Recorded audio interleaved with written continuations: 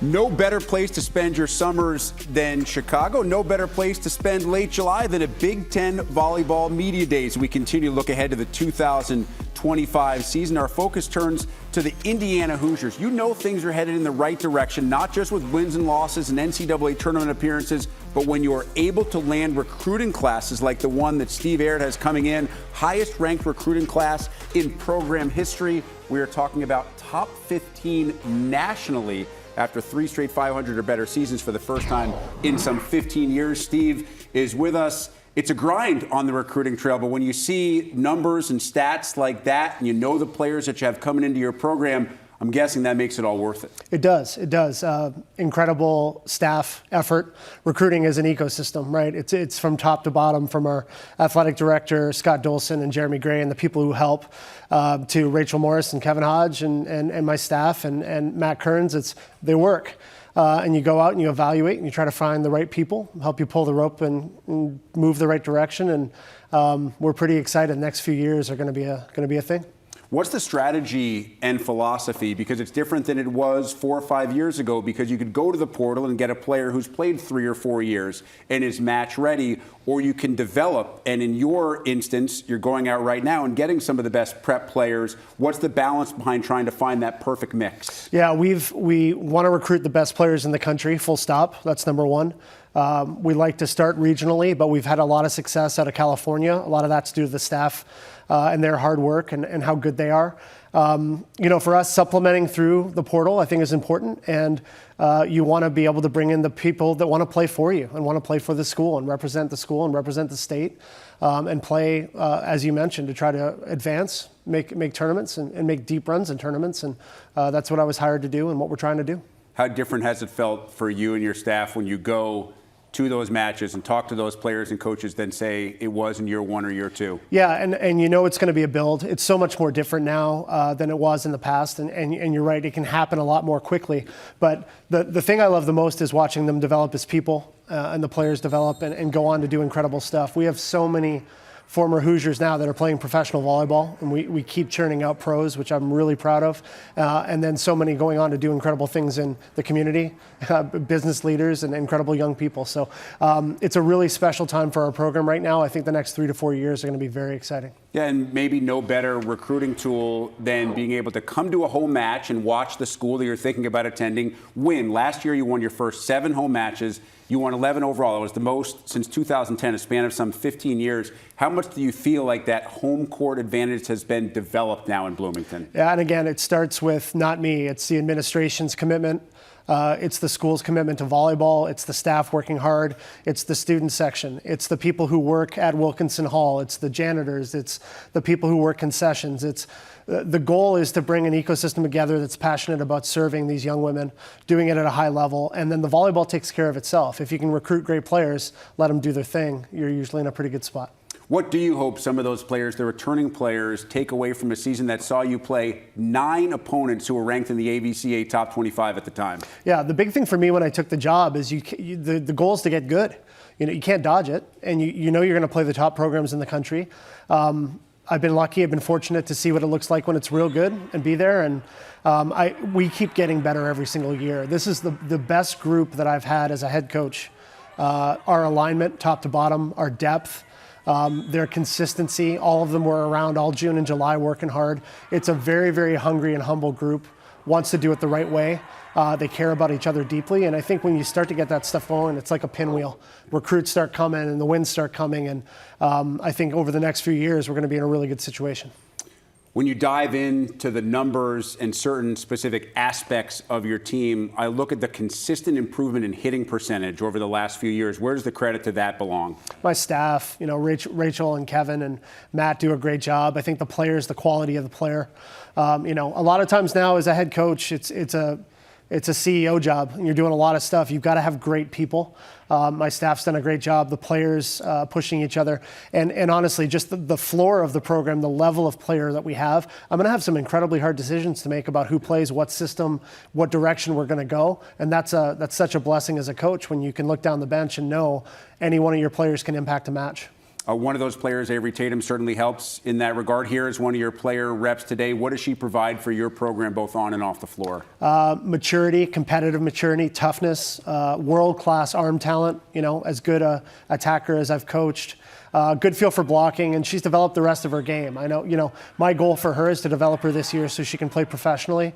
I think she's going to be a great fit for pro teams, and she's committed to being a great pro, so she's going to have a huge year. How much is that part of a coach's job that maybe we don't discuss enough? Not just winning at this level, but getting ready for players at the next level. It's something we talk about a lot with football and basketball. It's not something we talk nearly as much about with volleyball. Yeah, we've had 7, 8, 9 kids in the last few years go on and play pro all over the world, and the pro leagues here. And I spent a lot of my time talking to them about details. Coming early, staying late. You got to eat film. You've got to take care of your body. There's a maturity that comes with grinding through tough trainings. You want them, when they leave Indiana, they're going to be prepared to excel at the next level, full stop. And that's a really important part of what we're developing, not just the volleyball part of it. It's how they take care of their day-to-day life, how they treat people, the kind of human being that they've got to be in that ecosystem and be a good pro. It's something we spend a lot of time on. Ava Vickers here is your other player rep. What's her role on this team? Everything. She's everything to the team. She's she's the DJ, the model, the star middle blocker. She started a company that's going to take off because I know who she is as a human. She's someone who's supportive of everyone else, and in turn is supported by everyone because of the kind of human being she is. So she's going to kill whatever she wants to do in life, and I'm a happy little passenger in the back of the Ava Vickers bus of happiness. It's a pretty special human. I think you have to wait to invest in that company until she's off your roster. I'm not so sure that's within NCAA No, but it'll be guidelines. lined up. When she graduates, I'll be the first one knocking on her door. I appreciate the investment tip. I'm sure we'll find out a little bit more about that when she talks with Elena and Holly. In terms of the incoming class, and a big class of 7 freshmen as well, how do you make sure that the chemistry that you and the staff are finding is the one that you want? Because you do have a mix of this recruiting class that we've talked extensively about, but some really good returning players. Yeah, full credit to the kids returning, of doing an incredible job with the young people coming in, talking to them about culture, how we do things, how to take care of themselves. Staff has done a great job with connecting with them all the time. There isn't a recruit in the program that doesn't hear from us every single week. It's calls, it's texts, it's checking on them, checking on their family. That stuff matters to us. It's the ecosystem. You can't do it alone, and the upperclassmen have really invested in the younger players. They're going to make an impact. They'll be needed. And my job is going to find the right mix of trying to figure out who plays what night, what system, and how. We'll get to that when we get to camp. Your job is also to deal with a really tough schedule, and you don't have any say in what the conference schedule looks like. They got good news in the sense that the top 6 teams in the preseason poll are all 1 plays for you. But the bad news is that 4 of those 6, Penn State, Wisconsin, USC, and UCLA, are all on the road. So how do you describe how difficult it is in this conference to go on the road against teams of that quality and win in their home gym? I think that's the next step. We've been really, really good at home. We're training at a really high level. We've got kids who are used to winning. They've played in meaningful matches. A lot of their club or their, we have a setter coming in from Serbia who's played internationally at a high level. I think they've seen it, they felt it, they've been around it. It really comes back to, can you take big swings and make big plays at crucial times? And the best players do it. The best teams find a way to do it. That's really the next step. And I think we'll be really fun to watch. We play hard. We play fast. We play with a lot of energy and passion. I think those are prerequisites to being good in this conference. I feel like we've got all the pieces in place, and that's why I'm so excited about all the hard work over the last few years to tee it up. I think it's about to take off. Steve, Dave Shondell was just in here, gave you a ton of credit for being willing to schedule the game at Gainbridge against Purdue in mid-October. Why did you think that was the right thing? It's the right thing for the sport. It's the right thing for volleyball.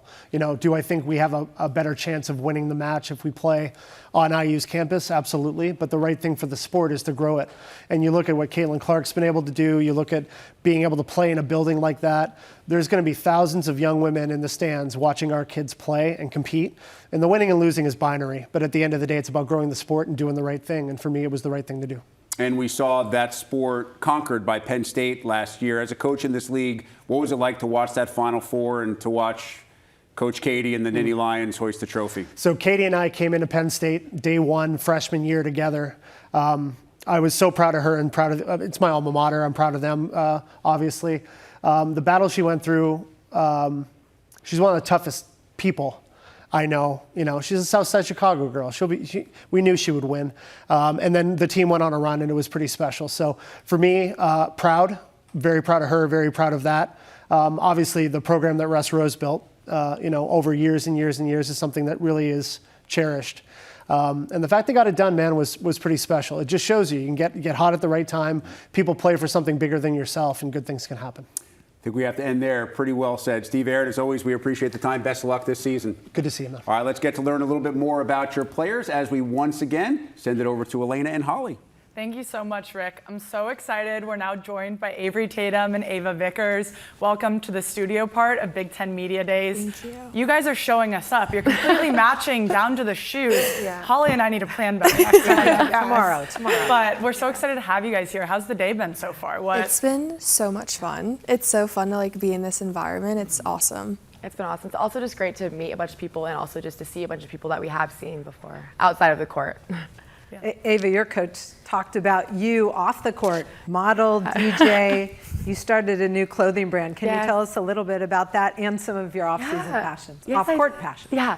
So I'm really passionate about a lot of things outside of volleyball, one of those being fashion and clothes. And I started a clothing brand recently called Project U. I launched it a few months ago, actually, and it's been awesome. It's something that I've been wanting to do for a long time. And I think that I have such a passion for volleyball, and I also have such a passion for this other part of me that's outside of volleyball. And so I just think having the opportunity to balance both of those and also just having such a great ecosystem of teammates and coaches who truly support it, I'm just so grateful for. Where can people find information on that clothing line? So the link's actually in my personal Instagram bio, which is Ava Vickers _. The link for the Project U Instagram is in there, and then the link to the website is in my personal one and the Project U Instagram bio as well. Amazing. Avery, what do you like to do outside of volleyball? Hang out with these people. I mean, I love my teammates so much, so it makes it really easy to just hang out and just chill. I feel like when it comes to, I don't know, doing stuff outside of volleyball, I always just resort to hanging out with my teammates and family, obviously. Your coach talked about your arm and that you have a world-class arm. What are your pro aspirations after collegiate volleyball? I'd love to play in the States. I think the new leagues that are in the States have been such a great opportunity for all of us that want to stay close to home, and I think that's my goal, so we'll see. And what motivates you? Like, what part of your game do you really want to improve on to get to that level? I think all aspects of it, I still have a lot to improve on. I think this season and the spring, we worked on a lot of things like defense and blocking and all the things that, like, me as a right side, I don't really work on defense and all that kind of stuff, but in the off chance that I have to go back row or all that kind of stuff, just being prepared for everything and all the little things has been really important to me over the spring and also first season. Ava, you showed some major growth last season, took on a bigger role, and even played through injury for a lot of the season. What was last year like for you, and what are you looking on to improve on this season? Yeah, going through injury last year was definitely a roller coaster. It was tough, but I'm just grateful to have the support system I had.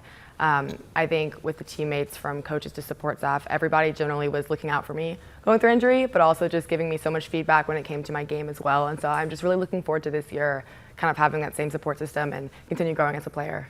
Do you have any personal goals towards your game that you're looking on improving? I feel like, honestly, I'm always just looking to continue chasing great personally. I think whether that's working to continue my blocking, working on taking angles, and just hitting, trying to run some new sets, just make the tempo faster, anything like that, I'm always looking to work on.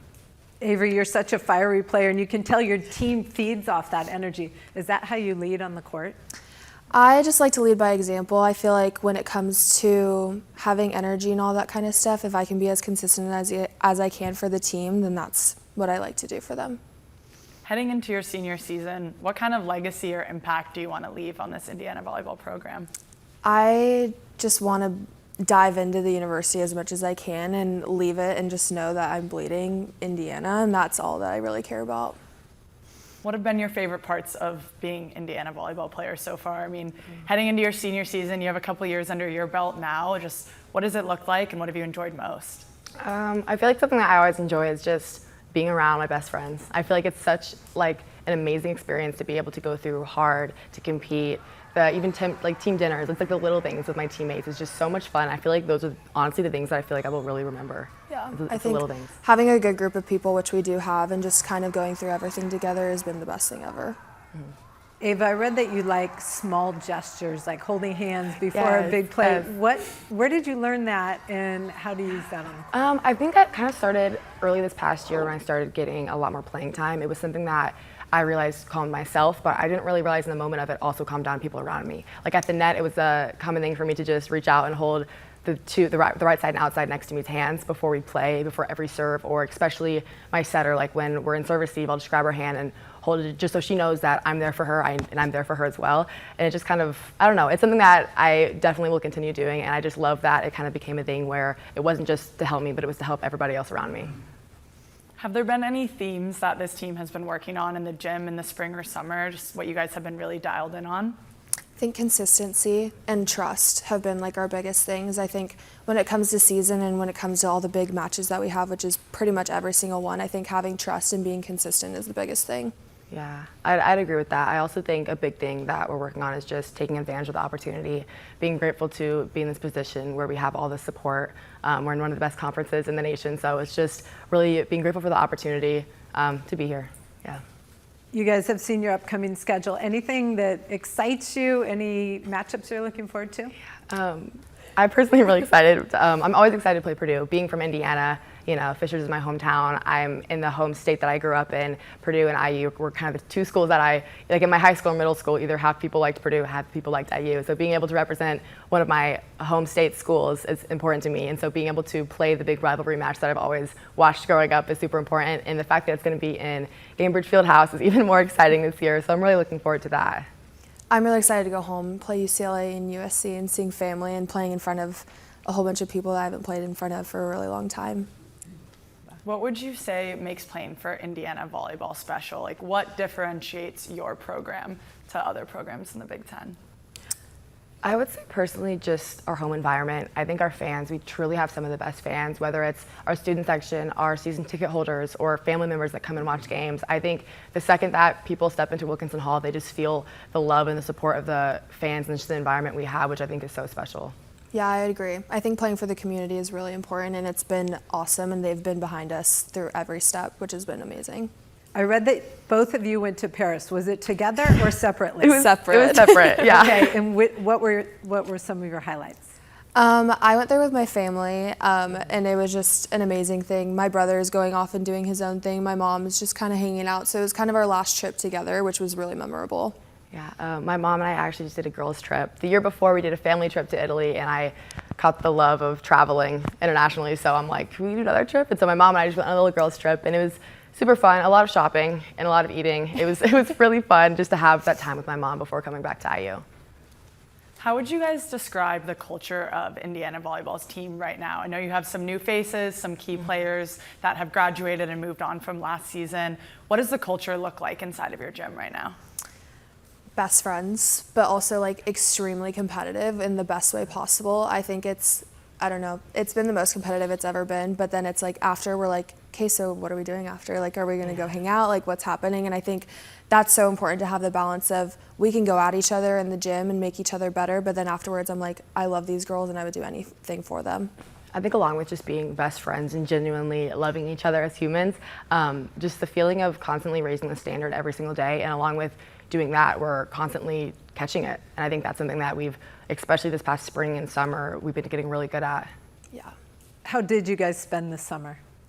We were there in June and July, and we were hanging out in the gym a lot, but also doing a lot of team bonding, especially with our 7 new freshmen. We wanted to make them feel as comfortable as possible, so we were going to the pool, going to dinners, just making them feel at home as fast as possible. Looking back on it, it's crazy that we've only been together for like 2 months. I It feels know. like we've been together for a whole season with our freshmen and our new people on our team. Yeah, it's been great. Going into the 2025 season, how do you want fans to look at Indiana volleyball? When people watch you guys out on the court, what do you want them to think about when they see you play? They've arrived, and I think that this is our year. Mic drop. Yeah. 100%. I'm with Avery on that. I think every single year, people are starting to look at us truly as a threat, and I think this year is the year that we're going to arrive, for sure. Awesome. Well, I can't wait to watch you guys this season. Thank you so much for joining us here today. Thank Avery, you guys. Ava, have a great rest of your day. Thank you Thank so you, you too. much.